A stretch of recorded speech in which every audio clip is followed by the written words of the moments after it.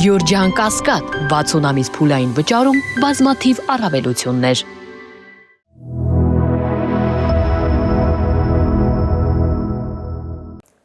Ողջույն մեդիահաբի հարգելի հետևողներ, այսօր իմ տաղավարում հյուրընկալել եմ Քոչարի ազգային վերածնունդ եւ ազգի զարթոնք կուսակցության նախագահ, ինչպես նաեւ առաջիկա խորհրդարանական ընտրություններում առաջադրված վարչապետի տեխնացու Արտակ Սարգսյանին։ Բարև ձեզ, պարոն Սարգսյան, շնորհակալ եմ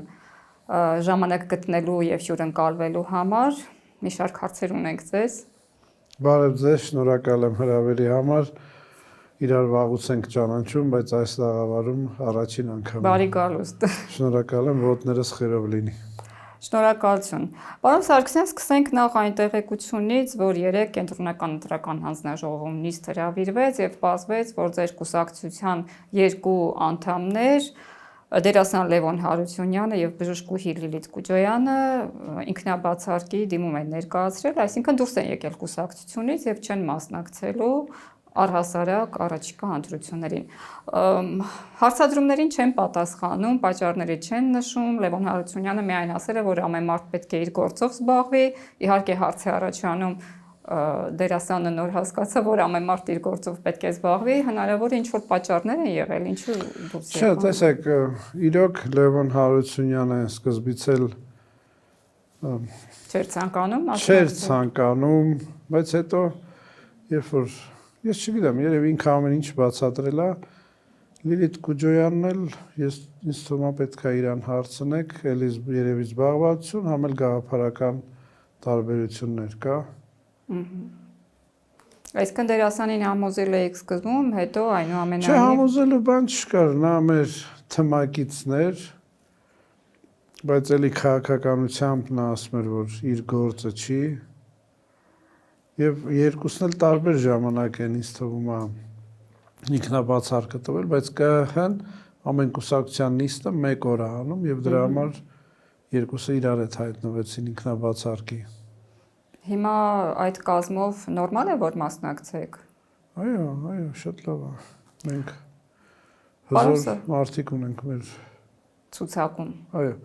այսինքն հիմա 4-րդ համարը եկավ 3-րդ տեղը։ Պարոն Խաչատրյանը, Վարդան Խաչատրյանը կրոնագետ աստվածաբան եկավ 3-րդ տեղը եւ այդպես ամեն մեկը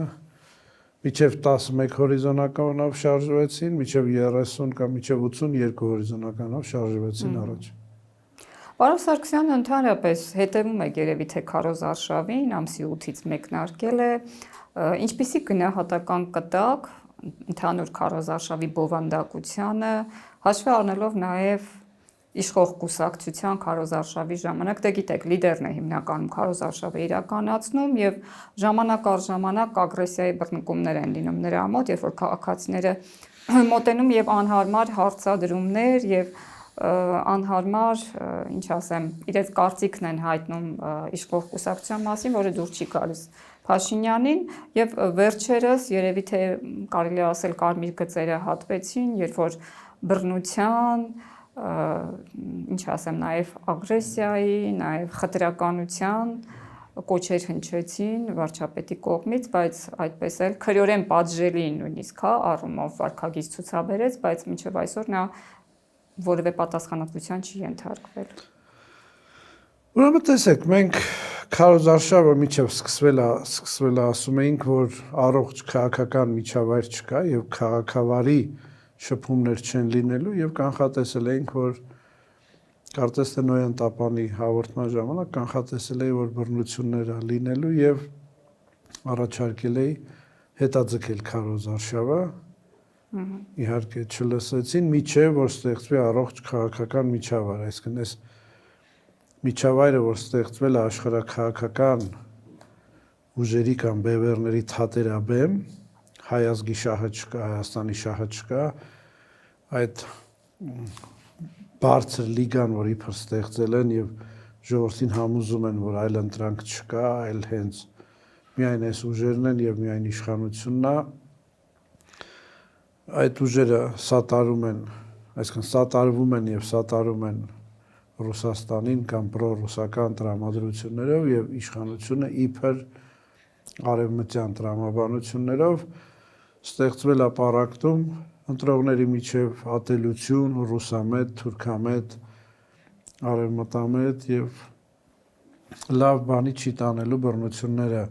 շատանալու են։ Երեք նույնպես մենք հրապարակեցինք նամակ ՔՊ-ին, որ հետաձգեք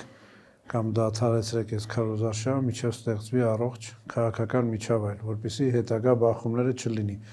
Մյուս կողմից մենք Այսինքն կներեք, քարոզարշավը դադարեցնել նշանակում է հետաձգել նաև ընտրությունները։ իհարկե, Այսինքն շարունակի իշխանավարել քաղաքացիական պայմանագիր կուսակցությունը, որին օրինակ դիցուք դուք ցանկանում եք հեռացնել։ տեսեք, հարցը իշխանավարելը չի, եթե պետական մտածելակերպով ես մոտենում, այս բոլոր բռնության կոչերը, որ երկու կողմից էլ լսվում է, այս բոլոր, ասենք, այդ քրեորեն պատժելի ատելության կոչերը, որ երկու կողմից էլ լսվում է, հա, դրանք Համենայն դեպս արցախցիների հասցեին չեն հնչում։ Իշխող կուսակցության ղեկավարը ակնհայտ արցախցիների հասցեին ատելության կոչեր արել։ Եթե մի քիչ խորը քանդենք, ինքն էլ է արցախցի լինելու։ Տավուշի մարզը, Իջևանի մարզը հենց արցախցիք են։ Շամշադին, Տավուշ։ Եթե մենք գնանք մեր արմատներով, ասենք Ալավերդին դա Արցախի ուրիշ կողմից եկած, նա Տավուշը ուրիշ կողմից եկածն է, եթե խորը քանդենք, ինքն էլ արցախցի, ես չգիտեմ արցախցիքի հանդեպ ինչքան ատելություն ունի։ Հիմա ինչ վերաբերում այդ մոտեցումներին, քանի որ մենք էլ ենք առաջի դեմքեր պաշտպանել քարոզարշավներին մասնակցել, այստեղ ես բեմականություն եմ տեսնում, քանի որ երբ որ միջև քարոզարշավը տեսնում ես Նիկոլ Փաշինյանի, ասենք, անվտանգությունը, երբ որ գրասենյակ է գալի ՔՊ-ի, հա, քանի որ իմ համալսարանի կողքն է, դասերից հետո եմ տեսնում, դասերից առաջ եմ տեսնում, երբ որ տեսնում ես այդ անվտանգությունը, ինչ ձև է կատարվում եւ հանկարծ փողոցում պատահական մարդ գալի մոտենում է, արդեն կասկածում ես, որ դա բեմականություն է, թշնամիներ ստեղծել, նույն բռնապետերի քայլերը, որ բազումից ձեր եթերներում ասել ենք, ունի տարբեր նպատակներ, հիմնական նպատակը իր համախոհներին մոբիլիզացնել, ցույց տալ, որ կա թշնամի, որ ինքը տառապյալ է եւ ամենակարևորը Արցախի հարցը հիմա մեջ բերել, որպեսզի ժողովուրդը հիասթափվի եւ մասնակցությունը լինի մինիմալ, այսինքն սա Հայաստանի Հանրապետության ընտրությունները, ոչ թե Արցախի ընտրություններն է եւ Արցախը դա Հայաստանի մարզ է, ոնց որ մյուս մարզերը, չի կարելի այս ընտրությունները վերածել Արցախի ընտրությունները, այսինքն այդ գաղափարը, որ երկու կողմն էլ հավասար ներս բերեցին, Արցախի մասին չէին խոսում։ Նիկոլ Փաշինյանը պոպուլիստ է։ Նա եթե հասկանար, որ ժողովրդի մեջ Արցախի հարցը այդ ձև սրտացավ է, նա ամեն օր Արցախ էր խոսալու, բայց հասկանալով հակառակը, որ Արցախի հարցը ժողովուրդը շատ ցավով է տանում եւ արդեն այդ կլանից էլ զզված է, նրանք թե այդ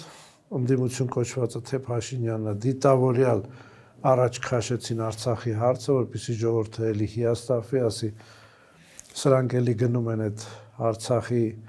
հարցին եւ ընտրությունների մասնակցությունը լինի մինիմալ, որպեսզի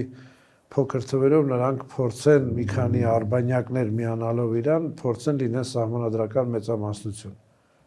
Հիմա դուք ասացիք, Արցախը Հայաստանի մարզ է, Նիկոլ Փաշինյանը օրերս սպառնաց, որ ով որ փորձի Արցախի մասին խոսել, Արցախի հարց բարձրացնել, գործ կունենա ինձ հետ, չեք վախենում նրա հետ գործ ունենալ։ Իհարկե չենք վախենում, մենք իր հետ արդեն գործ ունենք, մենք քրեական վարույթների տակ ենք, մենք տնային կալանքների տակ ենք, այո, նույնիսկ քարոզարշավի ժամանակ մենք բազումս ասել ենք ազատագրման մասին, միջև քարոզարշավն ենք ասել,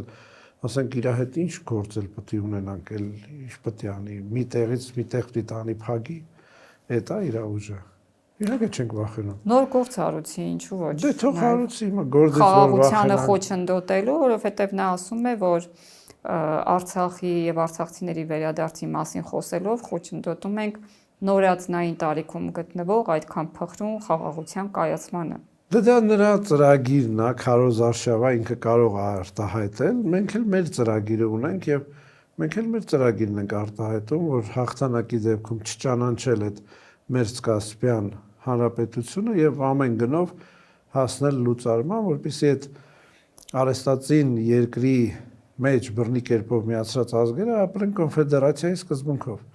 Դա մեր նախընտրական ծրագիրն է, դա մեր քարոզարշավից առաջ ծրագիրն է եւ մենք մեր ծրագիրը արտահայտում ենք։ Ալիևը եթե լսեր, կասեր, որ դուք հերթական ռևանշիստական ուժն եք, որը փաստացի պատերազմ է հրահրում, հա, որովհետեւ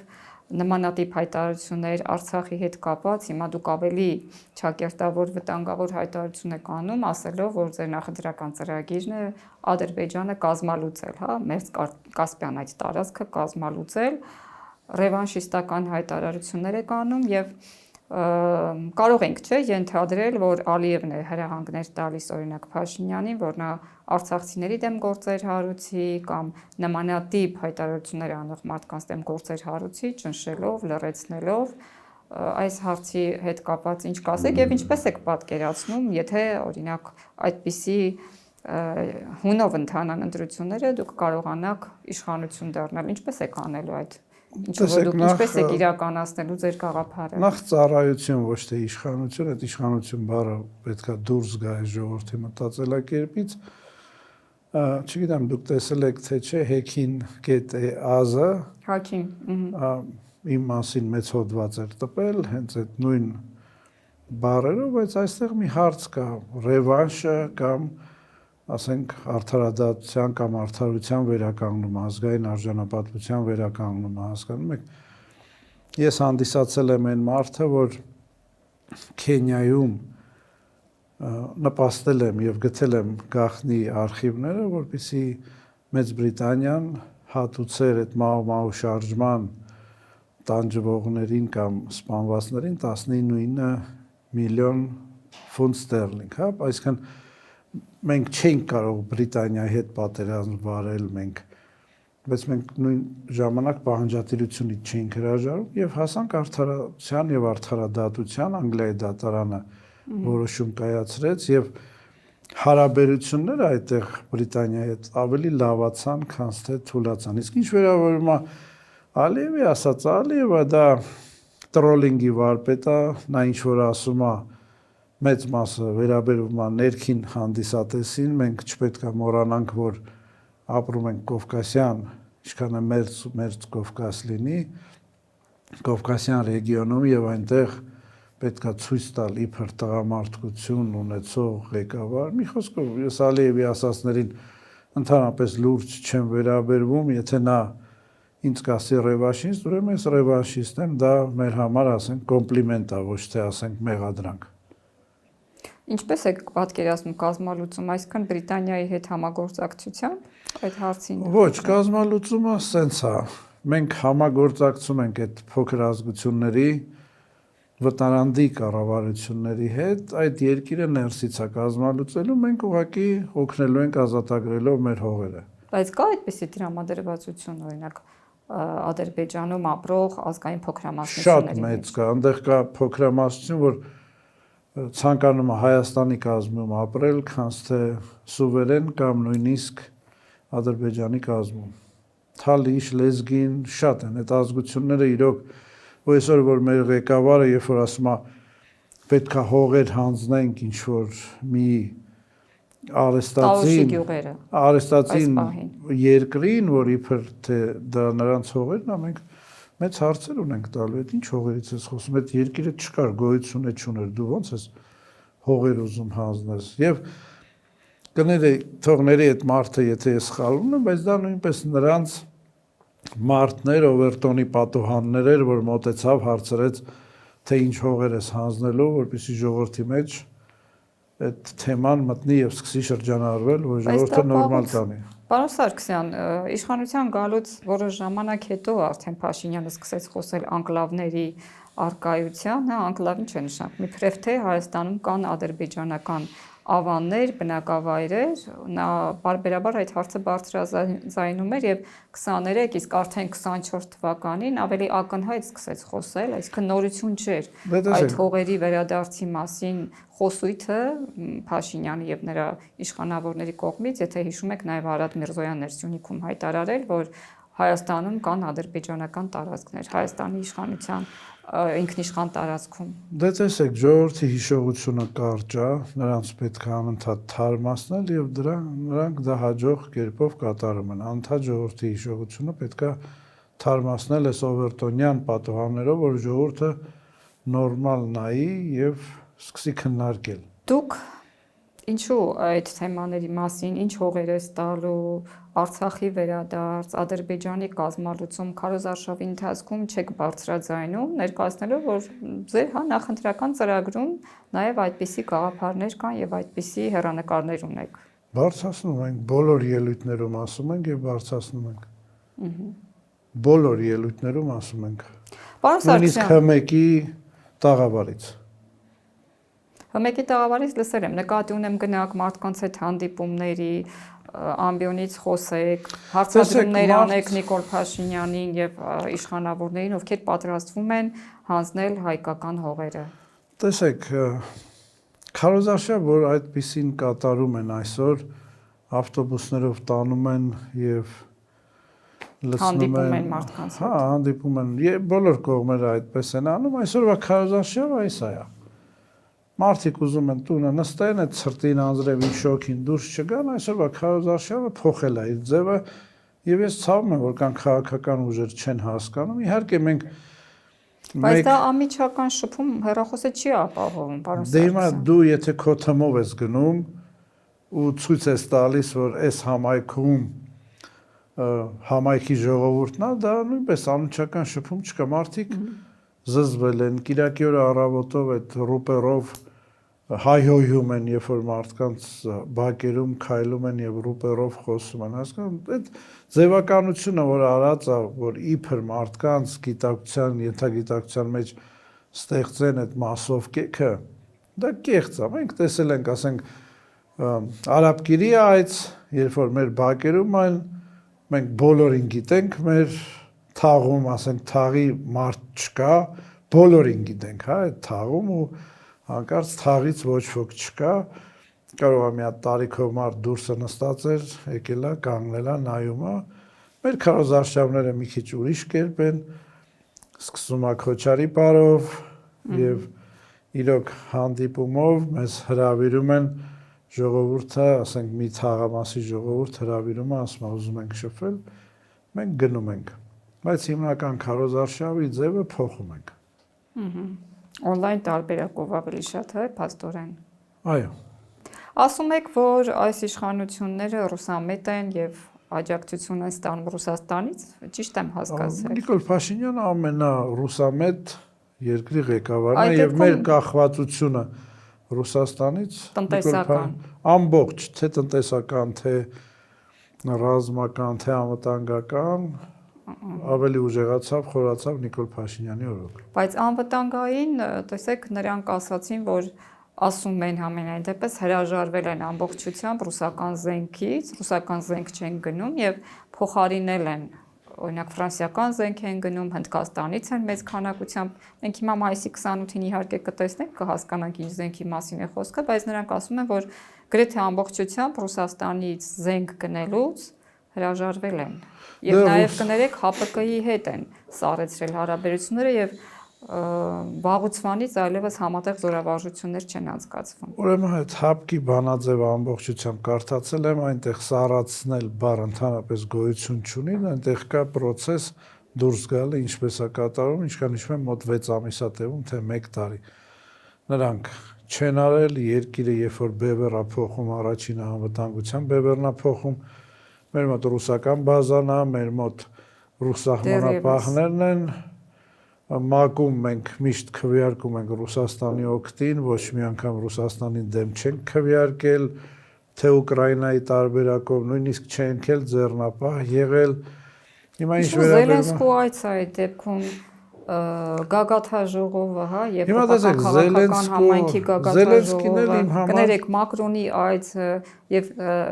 նորից հա ավելացնեմ դուք պատասխանեք։ Միջև այդ Եվրամիության տարբեր պաշտոնյաների հայտարարությունները, որ ոչ միայն աջակցում են Հայաստանի ներկա իշխանությունների ընտրությունները, այլև ֆինանսական աջակցություն են տրամադրել կամ տրամադրելու,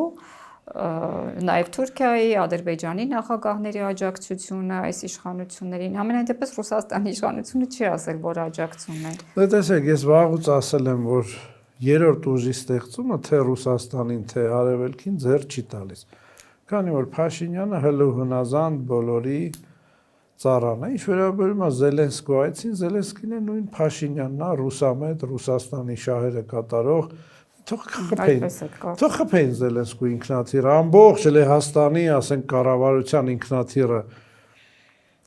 գցեցին, որը որ ոչ ռուսամետ է, Ռուսաստանի դեմ էր, մի ամբողջ ինքնաթիռ բոլոր կառավարության անդամները։ Իրանին է չմոռանանք։ Իրանին թուրքական հատուկ ջոկատը Հայաստանի վրով ինչ-որ ընկավ ինքնաթիռը, այդտեղ կասկածելի բաներ, Թուրքիայի դեղին մամուլը գրեց, որ Հայաստանից խփել են, որը որ Ադրբեջանից, ասենք, զորավարություններից թռնում էր դեպի Թուրքիա, այսքան թող խփեն, մեզ մեղադրել, թե մենք Զելենսկի ենք բերել, ինչ վերաբերում է Մակրոն, Պարոն Սարգսյան, եկեք ասենք, որ դա ոչ թե կոչ է, ձեզ հիմա կարող են հանգիստ մեղադրել, ասել բռնության կոչ է կամ թող խփեն այնեք միջազգային մակարդակով։ Չպետք է մեղադրեն, որ մենք չէին ուզում Զելենսկի։ Ենթադրություններ եք անում։ Դրա համար եք այդպեսի արտահայտություններ։ Ինչ պետք է աներ, Ուկրաինան պետք է Ռուսաստանին պատերազմ հայտարարել, իրանք պատերազմի մեջ են։ Չեն ուզում, Զելենսկին իրանց մարդն է, նույն Ռուսաստանի մարդն է, աշխատում է Ռուսաստանի օգտին, Մակրոնն է աշխատում, ի վերջո Մակրոնը Ռուսաստանի։ Տեսեք, ես այդ աղանդին, մարդակերների աղանդին ընդհանրապես չեմ ուզում անդրադառնալ։ Ում նկատի ունեք եվրոպացիների մասին։ Իհարկե, բանից պարզվեց, որ ամբողջ աշխարհը իբր ղեկավարները ընտրել, բայց ընտրել է աղանդ մարդակերների։ Մենք այդ աղանդին Քենիայում ենք տեսել, մեր գրքի մեջ մենք գրել ենք, բայց Դեսմոնդ Տուտուի եւ Լուսահոգի Կիբակի խնդրանքով գիրքը լայն չհրապարակվեց միայն ընտանիքի անդամների մոտ, այնտեղ կար վիդեոմատերիալներ, այդ աղանդավորների գետնտակի թունելները, ծիսակատարությունները։ Հիմա ինչ վերաբերում է Մակրոն կամ ոչ Մակրոն, ուղղակի աշխարհը Եվրամիության պաշտոնյաներ, հա։ Ես ասում եմ, թե այդ Եվրամիությանը, թե Հյուսային հարևանին երրորդ ուժի ձևավորում ձեռ չի տալիս։ Ինչ վերաբերում է Ռուսաստանի զենք վաճառելուն, Ռուսաստանը նախ չի կարողանում զենք վաճառի, երկրորդն էլ օրենք է ընդունված Ռուսաստանը զենք չի վաճառելու եւ այստեղ հարց կա, այդ զենքը որ մեր մոտ է գալիս, արդյոք մնում է թե գնում է Ռուսաստան։ Ով կարա ստուգի, ոչ ոք չեն կարա ստուգենք եւ նրանց գնաց զենքերի էֆեկտիվությունը պետքա տեսնենք, հա, ժողովրդին խաբելու են մի երկու հատ հրանոթով կամ տանկով, որ այսօրվա պատերազմի ժամանակ այս փոքր տարածքի համար նրանք թիրախներ են հանդիսանում եւ ոչ թե, ասենք, ինչ-որ էֆեկտիվ զենքեր։ Ֆրանսիան ինչ-որ հրետանի է մեզ տալի 200 հատ իբր, ամբողջ Ֆրանսիայում երևի 40-50 հատը Հայաստանին 200 հատը որոշել տա, թե ինչ։ Այսինքն դա абսուրդի ժանրից, որ սերնդի զենքեր են, Հնդկաստանը ընդհանրապես առաջի սերնդի զենքա մեզ վաճառում, որը որ անվճար տրվում է կոնֆլիկտային գոտիներ, որպեսզի այդ զենքը ռուսերեն հատկատ արվի, հա թերությունները գնահատվի, այսինքն այդտեղ էլ իրանց կոռուպցիոն սխեմաները հաստատ կիմանան։ Ես ասում եմ, որ նրանք գնել են ոչ էֆեկտիվ եւ թանկ զենքեր։ Եվ այդ զենքերը ուր է գնալու, մենք չենք կարող հետևել, ստուգել։ Հիմա ցույց տվեցին այդ մուլյաժ կամ բուֆատորիա են ասում, ինչ են ասում։ Բուտաֆորիա եւ այդ զենքերը գնաց հայտնվեց մի ուրիշ տեղ։ Ավելին ասեմ, Մխիթար Հայրապետյանը երեք աչքալուսանք տվեց, որ Հայաստանից միլիոնավոր թե միլիոնավոր կարծես թե դոլարների զենք է, տեղական արտադրության զենք է արտահանվել այլ պետություններ։ Այսինքն մենք այնքան ենք արդեն զարգացել, որ սեփական զենքն ենք կարող ամարտադրել եւ վաճառել այլ պետություններին։ Ես կասեմ, որ դա սուտ է, այդ նույն հաջողությամբ, երբ որ այդ կարաքի սկանդալը եղավ եւ բոլոր կաթի գործարանները փակվեցին, Հայաստանը իբր Ռուսաստան ահռելի քանակով կարագ էր տալիս եւ Ռուսաստանը մի օր ասաց, որ դուք այդքան կով չունեք, այդ կաթով եկան, ստուգեցին, տեսան, որ Պարսկաստանից կարագը ներմուծում են, փաթեթավորում են եւ ուղարկում են։ Հիմա երրորդ երկրից է, հա, բերվել այդ զենքը ձեր Հայաստանը զենք ունի, որ արդյունահանում է, ոչ, դա սուտ է, դա ռազմական գաղտնիք չի, այդ քանակությամբ զենք ենք արտադրում, որ եթե նույնիսկ խոսքը գնում է անօթաչուների մասին, մենք ուղղակի հավաքում ենք, չենք արտադրում։ Ուղղակի հավաքում ենք, մենք չիպի արտադրություն չունենք, բարձր տեխնոլոգիաներ չունենք, այսինքն մի երկու հոգի իրանց բարեկամներից բնեի, եթե հետևես Զոնքաչ Փեսա մեկի անունով սպեն բացել եւ հավաքում են ստորգետնյա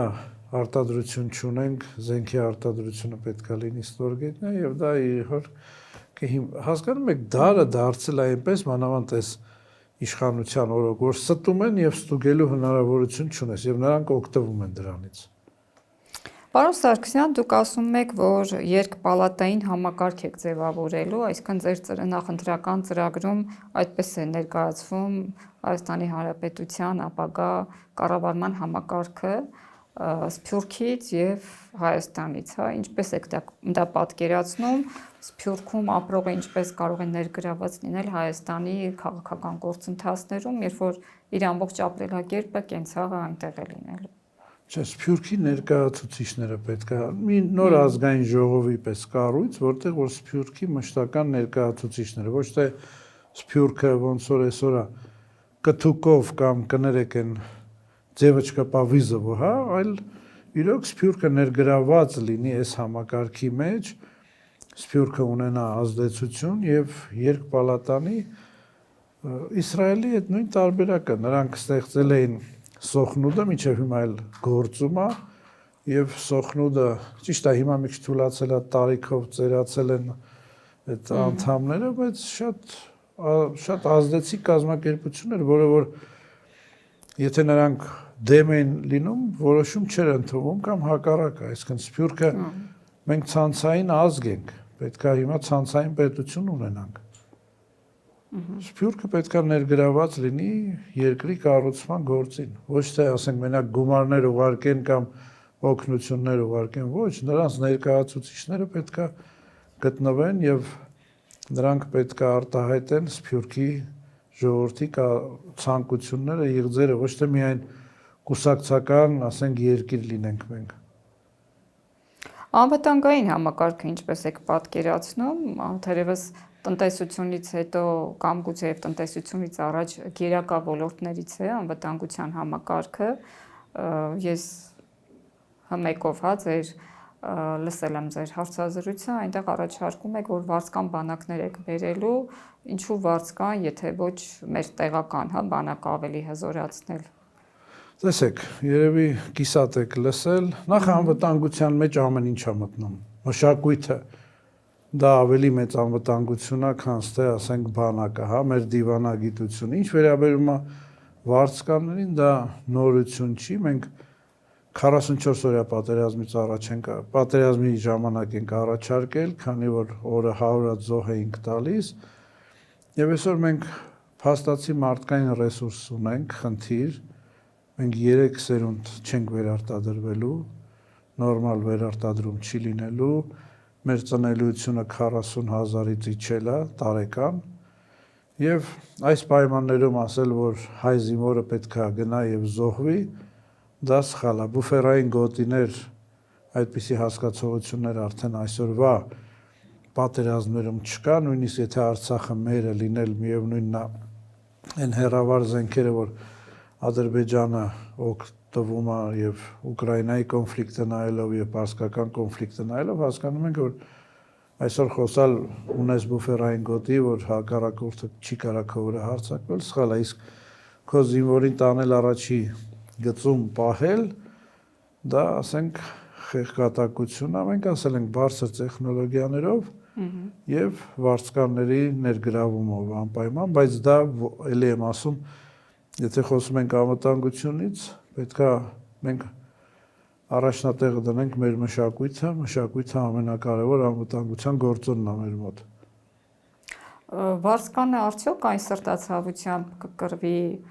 այլ պետության, այլ երկրի, այլ հողի համար, ինչպես որ ասենք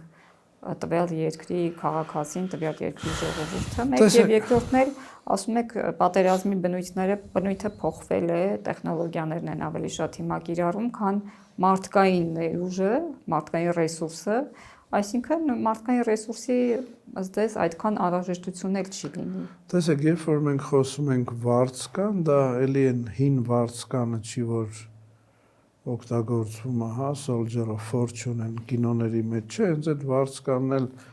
դրանք Օրինակ կներեք 44 օրյայի ժամանակ Ադրբեջանի կողմից թուրքական, իսրայելական վարձկաններ, իսրայելական վարձկանները սովորեցնում էին ԱԹՍ-ներով կռվել, այսքան հեռավար էին, հա, նրանք, եթե կարելի ասել ճակերտավոր կռվում։ Մասնագետներ, տեսեք, ես շատ եմ լսել, որ այդ թեզը թե իբր վարձկանին փող կտան կանցնեն նրանց կողմից, ես էլ կասեմ, վզներդ բարակեր, այդքան միլիարդատեր ունեիք, փող տայիք, թող Ադրբեջանի կողմից վարձկանները մեր կողմից կռվեն։ Այս փոքր պետությունում այդքան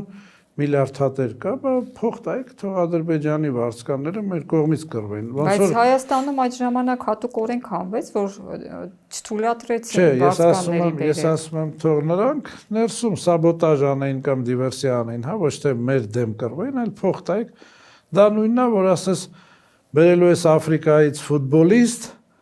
եւ վտանգ կա, որ այդ ֆուտբոլիստը քո գոլին է խփելու, հա, այդ հիմար այդ ձևը, որ հիմա էլ մի քանի կուսակցություններ առաջ են բերում թեզ ազգ բանակ, ստեղ երիտասարդությանը կոտորել են, հիմա էլ աշկը դրել են Սփյուռքի երիտասարդության վրա, պետք է մի հատ էլ դրանց բերեն կոտորեն, որ այս ազգը ընդհանրապես չվերարտադրվի։ Ես կրկնում եմ, վարձկանները մեզ անհրաժեշտ են եւ վարձկանները կռվում են ամբողջ աշխարհն է այդ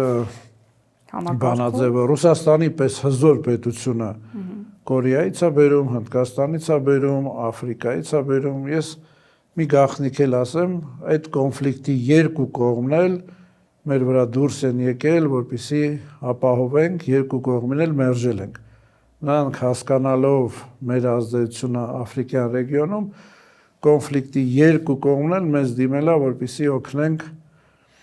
վարձկաններ տրամադրենք երկու կողմին է, երկու կողմին որն է, Ուկրաինան թե Ամերիկան։ Չէ, Ուկրաինան եւ Ռուսաստանը, երկու կողմին էլ մերժել ենք։ Մենք եթե վարձկան ենք բերելու, կբերենք Հայաստանի համար։ Այսինքն դուք ունեք ձեր վարձկանները, թե կապեր ունեք այդ վարձկանների։ Մենք համ կապեր ունենք, համ մենք օրինական թե զենքի արտադրության, թե ՉՎԿ, ոնց է կոչվում, defense contractor, հա, մասնավոր բանակի լիցենզիա ունենք, ասենք, եւ ունենք կապեր այդ վետերանների միությունների հետ եւ տարբեր միությունների հետ։ Հետաքրքիր է։ Պարոն Սարգսյան, ընդհանրապես, եթե խոսեցինք այդ ոլորտից, ինչպես եք գնահատում այսօր անվտանգային համակարգը Հայաստանում, իշխանություններն էլ ասում են, որ իրենք պրոֆեսիոնալ բանակի ստեղծման ճանապարհին են, այն մասամբ արդեն կայացել է, դրա հաշվին, օրինակ զինծառայության ժամկետը կրճատեցին 2 տարուց դարձավ 1.5 տարի, բայց փոխարենը, ինչպես Փաշինյանը ներկայացնում, պայմանագրային զինվորի աշխատավարձը դարձել է 500-600 հազար դրամ։ Անվտանգային համակարգը, ես կասեմ, համարյա թե չի փոխվել, զենք ռազմական արտադրություն չունենք, էլի եմ ասում, ստորգետնյա պետքա լինի, ոչ թե վերգետնյա մի քանի։ Ինչու, որ չկարողանան թիրախավորել, օրինակ Իրանում այնուհանդերձ կարողանում էին թիրախավորել եւ թիրախային հարվածներ ուղղել այդ միջուկային բազաներ, հա, եթե կարելի է խոսքը գնում է ամերիկյան ռմբակոծիչների մասին, խոսքը գնում է ամերիկյան զենքերի մասին, որ մեր հարևան երկրները չունեն եւ մոտակա 50 տարում նրանց չի էլ տրվի այդ տեխնոլոգիան եւ Ամերիկան էլ եկեք դուրս գանք այն տեսանկյունից, որ մեր վրա ռումբ չի գցելու, բայց միևնույնն է այդ ռմբակոծությունը, ասենք,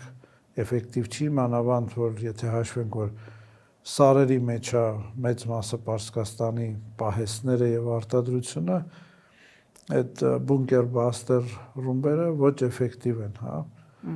Եվ տարածությունները այնքան մեծ է, որ դա ինչ-որ մի փոքր մաս է վնասում, բայց ունենալով գաղտնի այլ մուտքեր եւ ելքեր,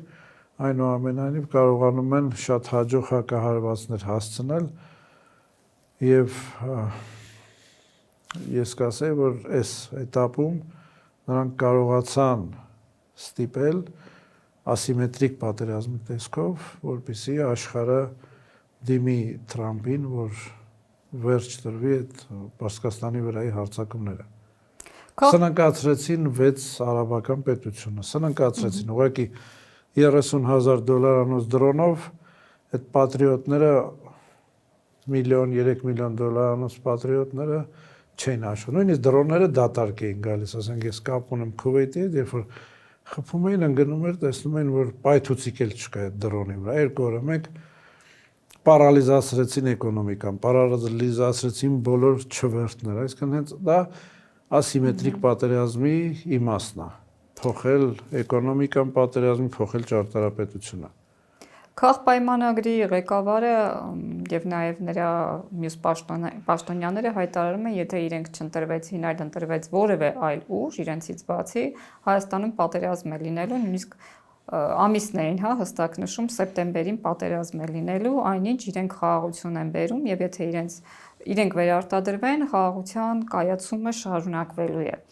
Հիմա դուք ոնց եք պատկերացնում, ձեր նախընտրական ծրագրում անդրադարձ կա այս թեմային, ինչպես եք խուսափելու հնարավոր պատերազմից եւ այդ խաղաղության process-ի հետ ինչ է լինելու, Ադրբեջանի հետ ինչպիսի հարաբերություններ են լինելու, Թուրքիայի հետ ինչպիսի հարաբերություններ եք պատկերացնում։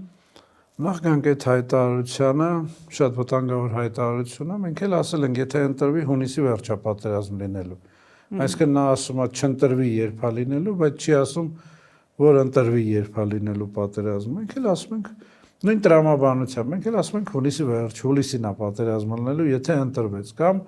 գալու է ասի զիջենք, թե չէ պատերազմը լինելու։ Հիմա Ադրբեջանի հարցով միանշանակ չենք ճանաչելու որպես պետություն եւ արդեն ասեցի ինչ process-ը գնալու Ադրբեջանի։ Այսինքն պատերազմը անխուսափելի է լինելու, որտեվ ինչ է Ադրբեջանը այդպես հեշտությամբ կհանձնվի, եթե փորձեք կազմալուծել այն։ Տեսեք, երկրները ներսից են կազմալուծվում, ես էլի եմ ասում, դրսից չեն կազմալուծվում։ Ադրբեջանը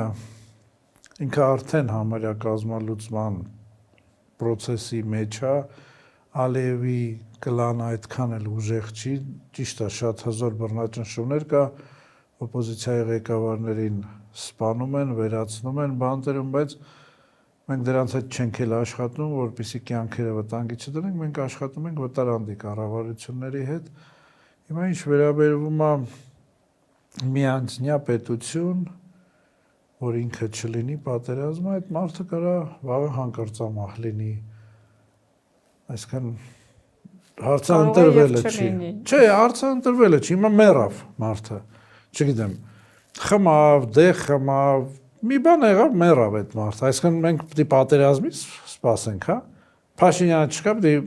կռիվ լինի, այսինքն ինչ վտանգավոր թեզ է։ Փաշինյանի մասին եք ասում։ Հա, հիմա չէ, Փաշինյանը հիմա մենք տեսնում ենք ՊՊՑ-ի ձախողումները, սկսած եկեղեցուց, այս քարոզարշավի ժամանակ, այսինքն հոկտեմբերի 27 տեսած պետությունը, հա, որ այս խելագարին էլ ով մի վատություն անի, դառնալու է Սողոմոն Թեյլերյան, հա, մեզ պետք չի այտենց տարբերակ, մեզ պետք չի, ասենք, մեռած վարչապետ, մենք ընտրություններով ենք սրան հաղթելու, բայց տեսնելով այս վտանգավոր իրավիճակը, մենք հասկանում ենք, որ ինչ վտանգավոր թեզ է, եթե ես չլինեմ պատերազմ։ Այո, դու մշտական չես։ Դու մի օր չես լինելու։ Հետո պետք է սպասենք պատերազմին։ Շատ վտանգավոր թեզ է, մենք էլ նույնի հակառակն ենք ասում, որ նույն տրամաբանությամբ, հա, Թե իր ասածը հող չունի, թե մեր ասածը հող չունի։ Մեր ասածը ավելի շատ հող ունի։ Մենք ասում ենք, որ ընդունվեց հունվարի վերջը, հունիսի վերջում է պատերազմ, հուլիսի սկզբին է պատերազմ։ Դե գնացեք, հավատացեք ժողովուրդ ջան։ Իսկ Թուրքիայի հետ ոնց եք պատկերացնում, ինչ հարաբերություններ պետք է լինեն։ Ի վերջո սահմանը այդպես փակ է մնալու, սահմանը բացվելու է, որտեղ ինչ որ process-ներ այս իշխանությունների հետ արդեն փորձում են անել, համենայն դեպս իրենք են, հա, այդպես ներկայացնում։ Դե դա նորից ռեկլամ է այս իշխանություններին Թուրքիայի Օրինակ տնտեսական հարաբերություններում արդեն սկսեցին ուղակի, հա, առևտրային հարաբերություններ։ Տեսեք, Թուրքիայի արևելյան սահմանները հաստատված չի երբևիցե եղել հաստատված։ Թուրքիան շատ բարդ հարց է։ Երևի ես այդ կողմը մի քիչ զուսպ մնամ, քանի որ Թուրքիան էլ իր կազմաքանդման հենց եզրին է, հա, մասնատման, եւ ես կասեի, որ դրա ամենամեծ գործոնը լինելու է երևի Իսրայելը։ Թուրքիան ինքը արդեն Բայց Թուրքիայի առաջնորդը փորձում է մուսուլմանական երկրների, տեսեք, Ռուսաստանում պայմանագրեր է կնքում մուսուլմանական պետությունների ղեկավարների հետ ինչ որ կոալիցիա կազմելու, ձևավորելու հեռահար նպատակներ ունի եւ օրինակ թրիփնել այդպիսի փորձագիտական կարծիք կա, որ հենց թուրք-իսրայելական նախագիծ է եւ Թուրքիան նաեւ այդ ճանապարհով դեպի այս կողմ ճանապարհ հարթելու եւ ընդլայնելու նպատակներ ունի։ Տեսեք, եկեք գանք սկզբնաղբյուրից, հա, պանթուրքիզմը ստեղծվեց ցարական Ռուսաստանի կողմից, հետո երբ որ ցարական Ռուսաստանը չուզեց, արդեն Պարսկաստանի հետ հարցերը լավացել էին, Անգլիան վերցրեց այդ ծրագիրը, Թուրքիան միշտ գումարներ է վերցնում այդ ծրագիրը իրագործելու եւ ձախողում է։ Կոմունիկացիաները պետք է բացվի, 4 միլիարդ մարդ իրար հետ պետք է կապնվի, մենք տրիպ չենք ասում, մենք կասենք մետաքսի ուղի, ոչ էլ կասենք Պուտինի ուղի, մենք մետաքսի ուղին եղել է մեզանից հազարավոր տարիներ առաջ, հայերը ամենակարևոր կոմունիկատորի հարցն են եղել եւ այդ Էլդողանն էլ մշտական չի, ով կգա Իրանից հետո ինձ թվում է քեմալիստները կգան, որ ձևական դեմոկրատներ են, ինչ կլինի, ասենք Թուրքիայի ապագան, շատ դժվար է ասել, բայց այդ երկիրը նույնպես քանդման ճանապարհով է գնում եւ Այսքան Հայաստանը սпасելու է, երբ է Թուրքիան քանդվելու, որևէ հարաբերություն չի փորձելու Թուրքիայի հետ ունենալ։ Ես ասացի, այդ հարցից մի քիչ ձեռնապահ կլինեմ, քանի որ հիմա եթե ասեմ, մարդիկ ասելու են դավադրության տեսությամբ է զբաղվում, բայց ասենք ունեցել եմ հանդիպումներ, այդ հարցից ես զուսպ կմնամ պատասխանելու։ Մեր պահանջատիրությունից չենք հրաժարվելու, մեր գենոցիդից չենք հրաժարվելու, ես արդեն բացատրեցի, որ Մեծ Բրիտանիայի հետ Կենիան չէր կարող կռվել, բայց մենք ստիպեցինք, որ Անգլիայի դատարանը վճարի ռեպարացիաներ, որպեսզի այդ իրանց մահու շարժման զոհերի գումարը վճարվի, հա։ Պարոն Սարգսյան, Քենիայում հեղաշրջման, չէ՞, չէ, հեղաշրջում Քենիայում չենք, ոչ էլ արդար ընտրություններ կանխել ենք հեղաշրջման 3 փորձ կանխել ենք, կողքի դիկտատորական երկրներին օգնել ենք հեղաշրջման։ Որտեղ որոշ աղբյուրներում նշվում է, որ դուք նաև հեղաշրջում եք կազմակերպել Քենիայում, իշխանափոխություն ավելի։ Մենք իշխող ուժն ենք, մենք մեր դեմ հեղաշրջում ենք կատարում, այսինքն 15 իշխող ուժ դառնալը 80% հաղթել ենք արդար ընտրություններում։ Արաբ մոյը պարտվեց Մոյ Կիբակին 80% ձայներով։ Բայց Հայաստանի եւ Քենիայի միջև երբ որ քաղաքական միջավայրի զուգահեռներ եք անցկացնում, կան նմանություններ, արդյոք այստեղ կարելի է նույն ձևով ընտրություններով հաղթել օրվա իշխանություններին։ Ամբողջ աշխարհում որտեղ կա այս կուսակցական մոդելները համարյա թե նույնն են, հա, էլի եմ ասում, ոնց որ միտեղ գնաս McDonald's, cheeseburger կա, Ասիայում է կա cheeseburger, Հայաստանում McDonald's չկա։ Չէ, Ասիայում կարող է միատել բրյանի լինի McDonald's-ում, որ Եվրոպայում չի լինի։ Հիմնական մոդելը նույնն է, որտեղ որ կուսակցական համակարգեր կա, աշխարհում հիմնական մոդելը թե քարոզարշավները, թե կառավարման ձևերը հիմնականում նույնն է։ Եվ տնտեսական համակարգը ինչպիսին է լինելու ձեր նախընտրական ծրագրով, պարոն Սարգսյան։ 3 տարում Հայաստանը դարձնել ազատ էկոնոմիկական գոտի, մենք ասել ենք Կովկասի Դուբայը պետք է Հայաստանը դառնա, գույքահարկերից ընդհանրապես հրաժարվել, զրո գույքահարկ, անվճար քաղաքային տրանսպորտ,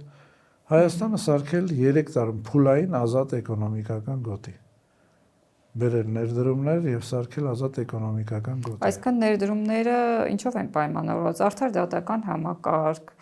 հարմար հարկային օրենսդրություն եւ կայուն կարևորը հարկային օրենսդրություն։ Հարկ չի լինելու 3 տարում։ Պրոֆեսիոնալ աշխատուժի արկայություն, որը այսօր ցավոք սրտի Հայաստանում չկա,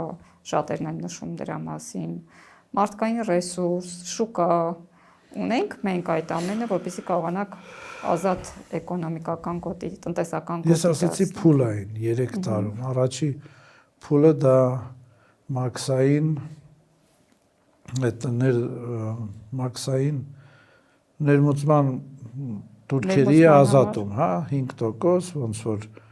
նորմալ ոչ մաքսային երկրներն են, հատկապես վառելիքի վրա, ընդհանրապես մաքս չի լինելու, որովհետև այս երկիրը չկա էլեկտրական, ասենք, բեռնատարների ֆլոտիլիա դեռ, հա, ամեն ինչը հիմնված է վառելիքի վրա, թանկանում է, ամբողջ ապրանքը թանկանում է, եւ հետագայում, տեսեք, ներդրումների 99%-ը ես կասեի, կախված է անձի անձնական հարաբերությունների հետ։ Եթե խոսքը գնում է, ասենք, պետք է ինչ-որ մեկը գա ուղղակի ներդրում անի չունենալով անձնական հարաբերություններ, սա 60-ական թվականները չի։ Աշխարհը փոխված է, երբ որ ինչ-որ արաբական թագավորական ընտանիքին ասում էինք եկեք Քենիայի Մոմբասայի պորտը սարքեք եւ 50 տարով տալիս էինք բիոտի, դա անձնական հարաբերությունից էր կախված, ոչ թե ասենք ինչ-որ, բայց երկիրը դրանից շահում էր։ Հիմա արտասահմանյան ներդրումը պետքա բարձեցվի եւ հեծանիվ հորինել պետք չի։ Հա կա երկրներ, որտեղ board of investment կոչվում է, one stop մեկ կանգարանի կազմակերպություն է, մտնում է արտասահմանցին վճարումները կատարում է, իր ցանկացած այդ գործունեությունը ընտրում է եւ սկսում է աշխատել։ Մեր մոտ այնքան բարդացված է, պետք է դրվի ազգային ժողովի քննարկության, ընդեղից մեկը պետք է ասի ախպորս հետդ փայկը վեկալես, որ քեզ ձեռ չտան, էլ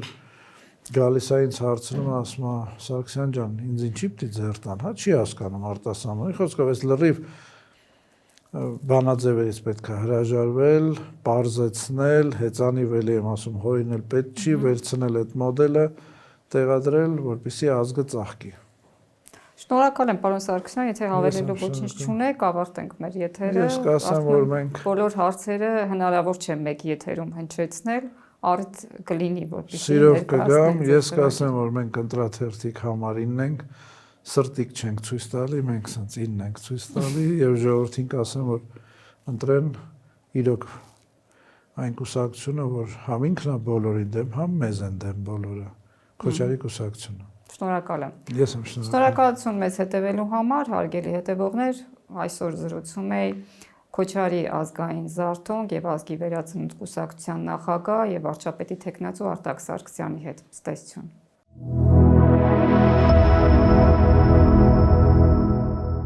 Գյուրջան Կասկադ 60 ամիս փուլային վճարում բազմաթիվ առավելություններ։